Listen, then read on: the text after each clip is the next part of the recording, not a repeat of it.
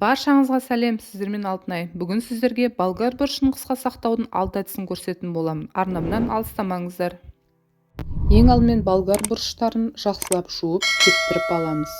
Одан кейін формасына байланысты голубцы жасауға керектісін таңдап аламыз. Енді болгар бұрыштарын басын кесіп аламыз, өйткені бір-біріне кигізетін боламыз. Барлығын ішін осылай тазалап алып, кесілген бас жағын керек болады, оны лақтырмаңыз. Енді осылай дұрыс тазалаған бұрыштарды көлеміне байланысты кигізетін боламыз. Қатты баспаңыздар, жыртылып кетпесін.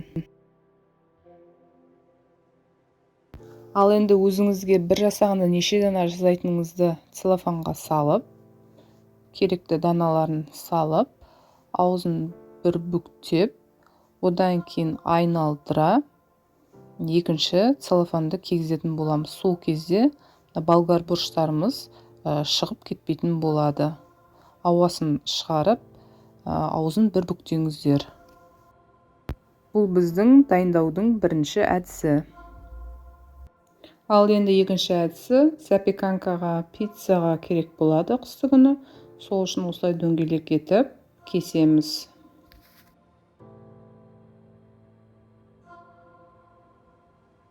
Целлофанға салғанда сынбау үшін алдымен қатырып аламыз.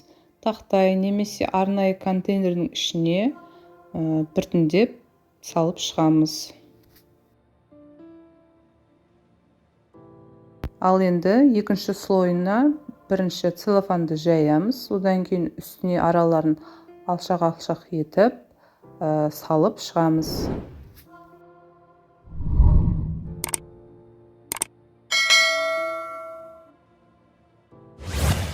Ал енді үшінші әдісі, жаңағы басын кесіп тастағаннан кейін жиектерін айналдыра кесіп шығамыз.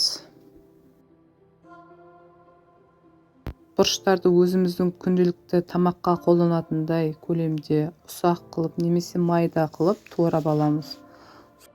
Содан соң құрғатып контейнерге немесе целлофанға салып шығамыз. Аз-аз мөлшерден салыңыздар. Ал енді төртінші әдісті жасаймыз. Ұзынша етіп болгар бұрышын кесеміз. Одан кейін соломка тәрізді қылып тураймыз.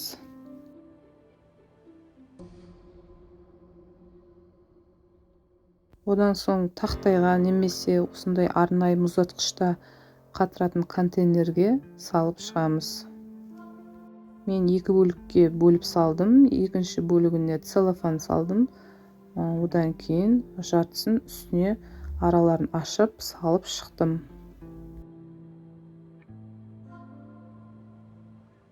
Ал енді бесінші әдісі. Бұл бесінші әдісінде болгар бұрыштарын ұзынша етіп ортасынан бір кесіп аламыз. Бұл бізде сорпаға, болмаса бешбармақтың сорпасына соған салып жібергенге өте ыңғайлы әрі сорпаларымыз дәмді болып шығады. Осылай екі бөлікке салып қатырғандарыңыз дұрыс болады. Өйткені барлығын бір пакетке салатын болсаңыздар, бір-біріне жабысып қалады. Араларын ашып, ауасын шығарып барып бүктеңіздер.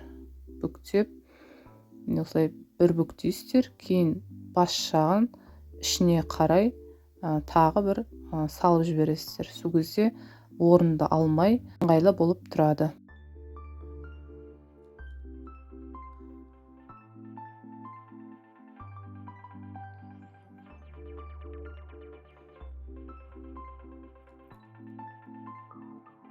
Ал енді соңғы алтыншы әдісті ұзынша етіп турайсыздар және төрт бұрышты етіп үлкен көлемде турап шығасыздар. Бұл бізде лагманға, жаркойеге жақсы барады. Бұны да целлофанға жарты бөлігін саламыз. Кейін аузын бір буып, алдыңғы бесінші әдіс сияқты қайталаймыз.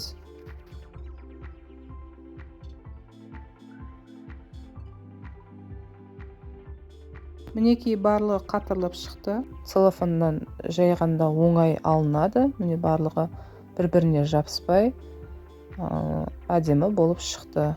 Кейін осылай екі бөлікке целлофанға салып, қайтадан мұздатқышқа салып, керек кезінде пайдалана берсеңіздер болады. Мінекей запеканка пиццаға арналған домалақша етіп турағандарымыз көрдіңіздер ғой, бір-біріне жабыспай сондай күшті болып қатырылған.